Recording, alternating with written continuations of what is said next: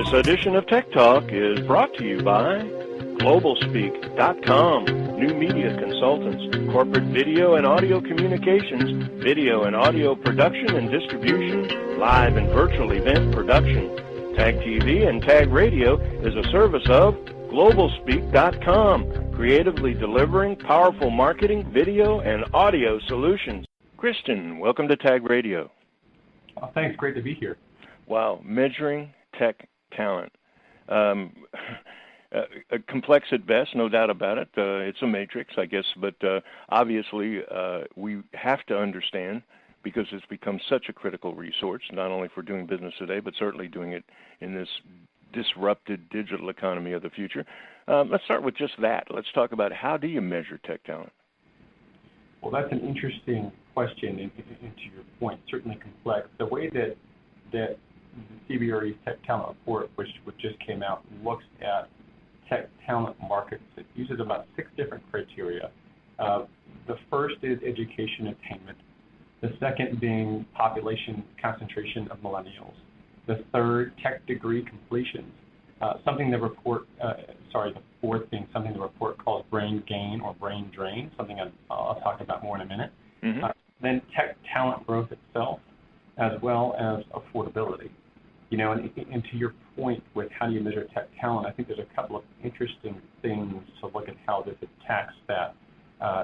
For example, you know, tech talent growth, Atlanta's seen nearly 50% since 2010 of tech talent growth here in the market. That's the third highest among all measured markets. And one of the interesting things, back to your point about tech talent, is that this report is not just looking at the tech talent within tech companies that we see in the news, but also tech talent working for more traditional business sectors. Let's call it CBRE or an accounting firm, things like that. Mm-hmm. Well, you know, and again, the information becomes crucial, but it's almost like the challenge that a lot of entrepreneurs and CIOs, CTOs have in terms of technologies today. Everything is moving so quickly, and the dynamics are way beyond most people's comprehension as it relates to a single individual.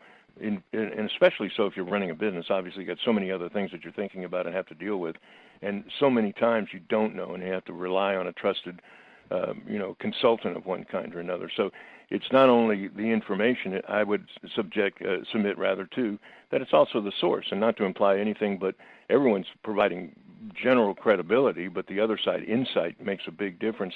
Like for example, Christian, I mean, if you know it, and I know you do, it seems like, everywhere is popping up. Some obscure little city that was barely making it now has a hip tech center, and millenniums are there. I mean, it just seems like every place is becoming every place in this search for what's next in innovation, and how do we find the talent in order to implement it. So I guess my next question is, why Atlanta? What's making it such a top tech market?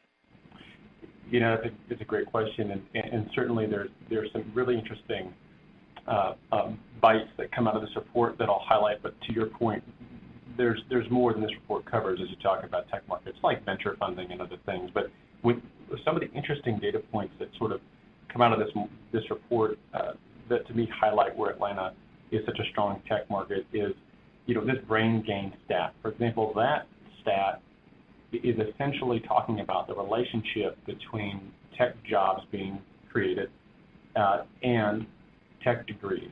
So, for example, Atlanta is considered a brain gain market because there are more tech jobs being created here than there are people with tech degrees. So to me, when you think about the implication of a stat like that, is that hopefully heightens the likelihood that Atlanta keeps its incredible tech talent coming out of our educational institutions, as opposed to those people getting poached to areas from areas like Silicon Valley and other places, because they have a lot of great opportunities here. So, and to your point, how does Atlanta stand out? When you think about, I think the incredible educational institutions are a big part of that, like Georgia Tech, most namely. Having a highly educated workforce, as well as just the sheer momentum in tech company growth and so tech job creation here. And again, we talked a bit about how that's both within technology companies and within more traditional sectors. So I think Atlanta stands out on a number of those factors, as well as its cost of doing business and affordability. Atlanta has the lowest cost of doing business of the top 10 U.S. tech markets in this report, for example. Well, one of the things you hear a lot about is things being organic. I do really think that there's this, a lot of what our company does in various ways is we deal with tech history in so many cases. And when you look at things like the Technology Hall of Fame and the inductees there, but so many times when you really get a chance to peel back the onion skin and go back to how things happen, the past, you come to find out that sometimes it's just accidental excellence, or in some cases also, when I say organic, it's sort of like all of the bits and pieces of the recipe are there at the moment, and then, boom, it starts with a spark, and then it begins. I guess where I'm headed there is that organic, contrived, can you really manage and control, say, for example, the recognition of being named a tech talent market, or is it something that, by and large, you have to earn? That's an interesting question, and frankly, there's probably a lot more smarter people than myself that should weigh in on that question. But, I think you touched on something really important, which is that organic growth. And I think one of the ways that Atlanta is really special is the incredible amount of innovation we have here. And you use the word organic, which I may use somewhat similarly and somewhat differently, but I think about it in terms of companies. We have organically grown companies who start and thrive here in Atlanta. And then we have the out-of-town technology companies and even more traditional industries who are coming here to open an office or expand their presence and recruit and retain the great technology talent we have in town.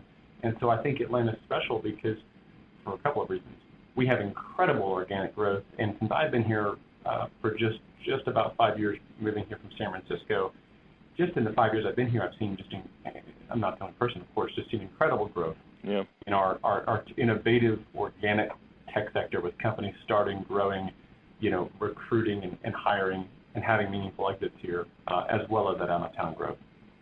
Okay, well, the curve around on the question, it was a little convoluted, I guess, but I was really leading to is that, and I guess it would be obvious, but from your particular insight, why does it matter being named a tech talent market? Is it really meaningful? Does it really change things? Obviously it's better than not being one, but right. What is its real bottom line value? That's a good question. I think in some ways it endorses and it affirms just how strong we in Atlanta are in terms of our tech talent base and our tech base. In some ways, you go back to the fact that this report is sort of looking at both the technology company talent and talent within other industries. I think when people think about tech talent or tech in Atlanta, for the most part, I think you're thinking about the tech companies you see in the news, right? And one of the things that's interesting about, to your point, why is it meaningful, is I think this report is highlighting just the dearth of technological talent that we have in Atlanta, and I do think that's meaningful. Well, one of the things that I think is probably one of the most effective devices over the last decade or so in economic development is something I call a cluster map. It's sort of like where TAG does it with their Where Georgia Leads map. And when you look at an industry sector and you isolate that particular industry, like, say, for example, gaming, and you look at these locations on a map and you begin to see the numbers about them. Not much information, but just a clear visual, fintech or health IT. And when you see those clusters, and then obviously if you layer them all on top of each other, it's absolutely impressive, and there's no two ways about it. I guess really, it's sort of like, how do you make money doing it? Okay, that's real good, and it's really an interesting thing, but how does that really convert into my business and help me in my growth? And I guess my next thing is that from your opinion, where are we in the stage of this idea of becoming a tech city? And maybe kind of close, because we're quickly running out of time here, and I apologize, but how do we compare with other markets? So let's talk about what stage are we in now, and then how do we compare with other markets? Sure, and I think, in terms of what stage, is another question or topic that I would love to get a number of other constituent input on. But to me, it feels like we're very much in a high growth stage, whatever that means. Again, looking over the 4 or 5 years that I've been here, I think there's been a noticeable increase in the number of tech companies in Atlanta, in the funding that they're securing, both from local and out-of-town investors, and that I think has come to a very healthy level of funding at this point in time. So we've seen growth in a number of ways, in tech companies growing themselves and the funding they're acquiring, but at the same time, and we've seen meaningful exits with some of these companies. And at the same time, there's some things that I think could suggest we're still somewhat earlier in our stage and have some very big or exciting things to come. And for two ways that I think about that. One, if you think about these companies who are raising these capital rounds and hoping to have meaningful exits in the next coming months or years, that may have been a 5-person company to start. And not only do you have the leadership of those companies evolving as they grow their companies, but you also have, let's say that they become a 200-person company when they sell to another company or have an IPO or successful IPO. The talent within those companies who have been receiving funding and advice and support often become that sort of support and funding and advisory network. So our sort of people infrastructure, I think, within our tech ecosystem continues to grow and evolve as that sort of company and I think tech community cycle progresses and matures. So we've seen incredible growth, but I think the growth that is still coming may have really interesting and meaningful impacts for years to come. Another reason that I think we may still be in not an early stage, so to speak, but still in a growth stage, is one of the special things about Atlanta's tech community is the number of large corporations here who are accessible to startups, the Coca-Colas, the UPSs, and so forth. Yeah. And we're starting to see that come together in some very interesting, more formal, perhaps public ways. So, for example, Cox's interaction with the TechStars program, and Cox, as well as I believe it's 9 other large corporations who are the LPs in the Engage Fund, right?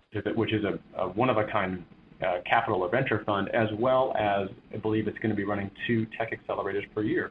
So you think about just the TechStars and the Engage programs and what that means as far as the corporate engagement in the tech community, and those things are just starting.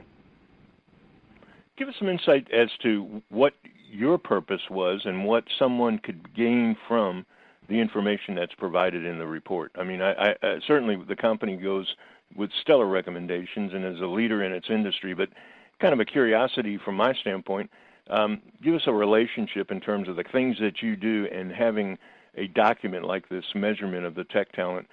How does it work to your benefit, and how would a company that not necessarily directly in the market, but rather is just regularly doing business and competing, how would they be able to benefit from the information? I think in some ways broadly, I think it goes back to, I think we talked about it a minute ago, which it affirms that there's just an incredible base of talent for companies to leverage to grow and excel. So you're a 5-person startup, and perhaps you're thinking, do I raise my capital and grow this company here, or should I raise capital and grow elsewhere, right? I mean, that's probably okay. Sure. Well, I think one of the things this report does is show that we have an incredible base of talent for startups to utilize to grow and have success with, as well as for out-of-town companies who are evaluating various markets. Let's say they're looking at Atlanta, Austin, Denver, Chicago as potential expansion cities. To me, it highlights just how strong Atlanta is from a number of perspectives as a city to come and growing. Well, let me say, Christian, the subject, without question, is so dynamic that it's great to put something, someone engaging it and putting it together in a comprehensive form the way that you guys do, and who better than you. That said, very complex, a lot of layers and tentacles. Love to invite you back, not only for another opportunity on Tag Radio, but maybe even to look at the subject on a specific element by element and dive into the report a little bit, because I'm sure a lot of our listeners are curious and want to know more. Of course, the other side of it is they're welcome to, right? So as we close, and sadly enough, we're quickly running out of time, number one, thank you for taking time out of your busy schedule to join us. But maybe in closing, give us some indication about how I can get access and find out more about the report and get some more information. Absolutely, and thank you very much for having me on, and would love to come back. I can easily be reached at my email, and I'm happy to provide more information to anyone who's interested or provide the report. And my email address is christian.devlin@cbre.com. So thanks again very much for having me on the show.